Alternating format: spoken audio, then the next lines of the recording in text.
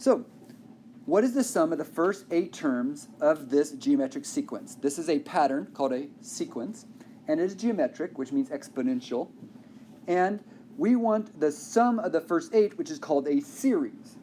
The formula for a finite geometric series is this, is either one of these. This is the one most textbooks will show you. This is the same thing. All I did is multiply top and bottom. If I multiply top and bottom by -1, it creates this one. I find this one sometimes is easier for some people not to mess up when they put it in the calculator. Because when you do 1 minus, that messes people up.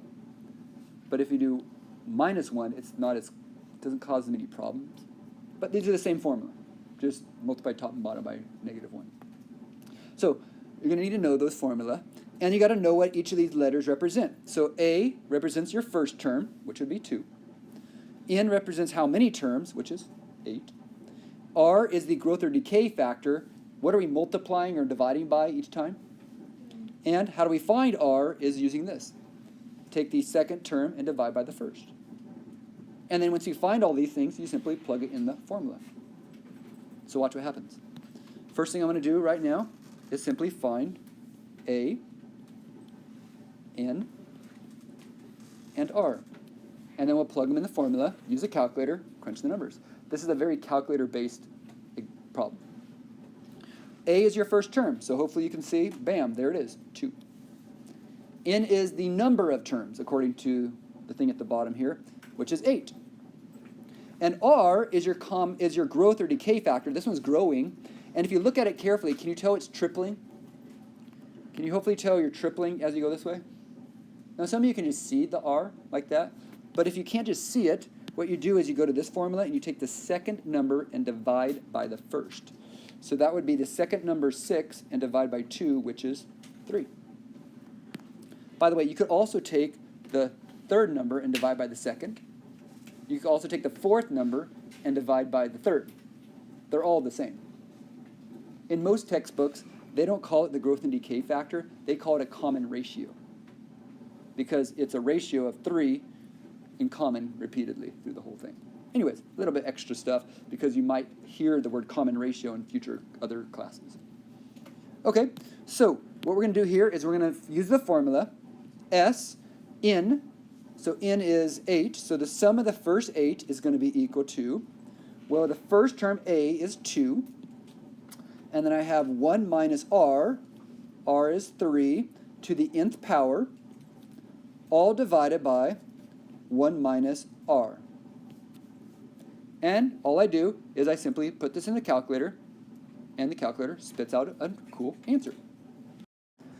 So your calculator should give you the answer 6,560.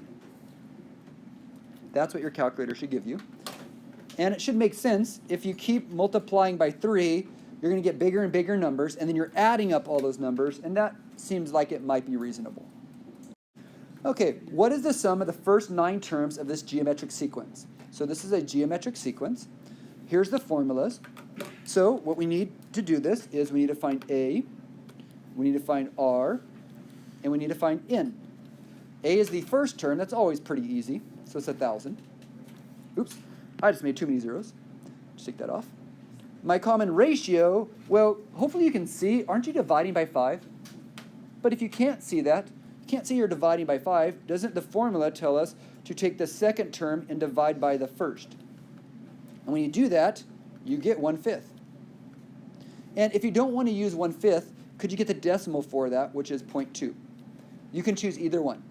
You could choose 1/5 or 0.2. And our number of terms is right there, 9. So can we now plug it all into the formula?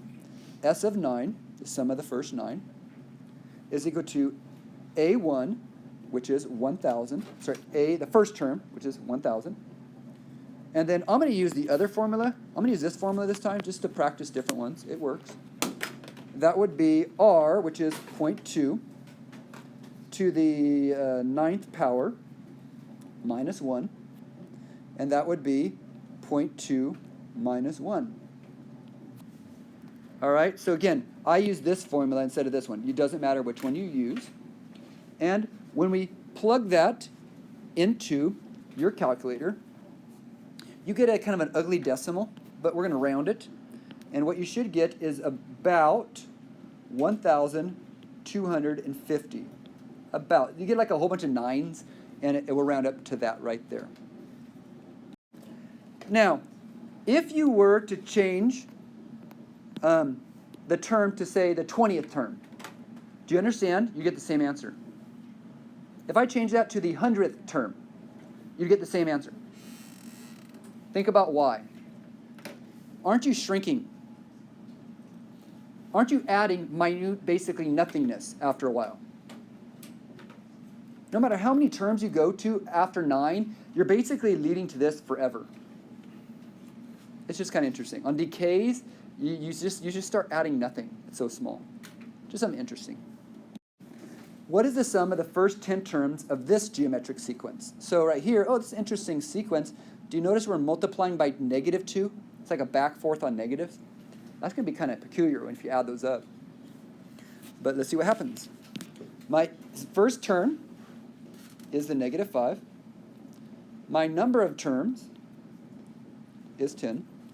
My common ratio is 10 divided by -5, which is -2. And if I plug them all in my formula, let's see what we get.